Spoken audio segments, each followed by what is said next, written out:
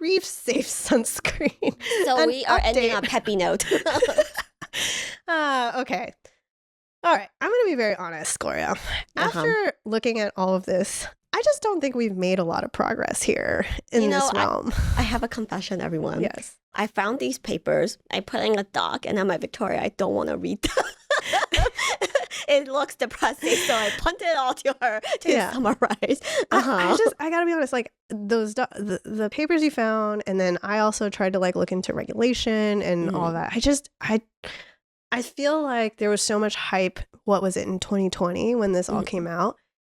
And then they unearthed it, they opened the can of worms, and then no one knew what to do with it, and it's now just floating there. Like no one, it's just there.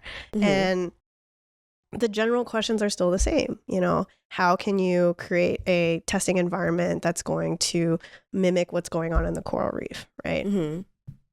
Are we looking, you know, and I think the main update we can give you is that I think in the beginning they were only looking at a couple chemical filters, right? But now that has expanded to pretty much every filter being looked at, including mineral. And I think that's the one that we should mention here. There is a paper that Gloria had pulled that actually looks at nano versions of mineral. And I think ultimately what they did was they looked at it for a very specific type of coral. They call it the button coral. It's very common though. And they use this to kind of assess the toxic effects and underlying mechanisms of physical sunscreens. And we want, I guess, our listeners to be aware of this because most minerals, in order to get no white cast or as minimal of a white cast as possible, is going to be nano. And so that's why it's a lot more prevalent than you might feel it is. It's just not necessarily claimed or shared. And no one's going to share that, to be honest, except for EU where there's some certain guidelines around that. But long story short, so after exposing this button coral to both zinc and titanium dioxide, zinc oxide and titanium dioxide, they found that the coral was restored. The inhibited individual corals could be largely recovered after a short 3-day exposure time, just 3 days. However, longer exposure time damage to coral, they call us irretrievably, which revealed the latent environmental risk of physical sunscreens.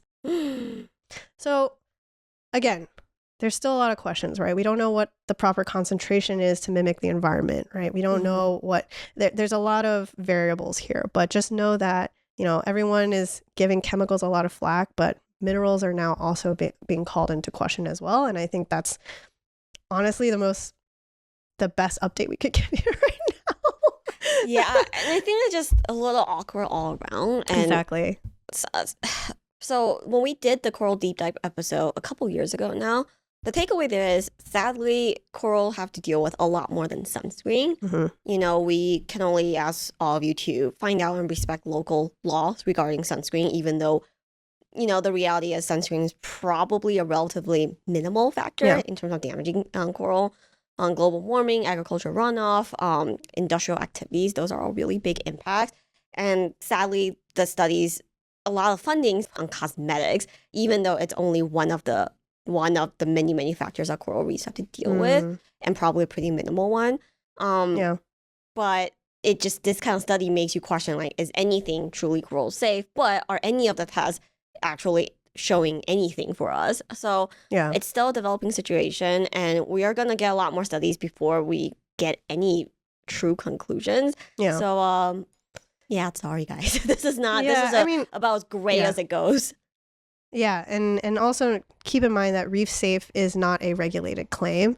It's a very popular claim still, but you know, so if you want to learn more, definitely ask the brands of your sunscreens to understand more about that. But all in all, just know that this is still a very, like Gloria said, a very gray topic that it doesn't seem like a lot of even the experts know what to do with at this point.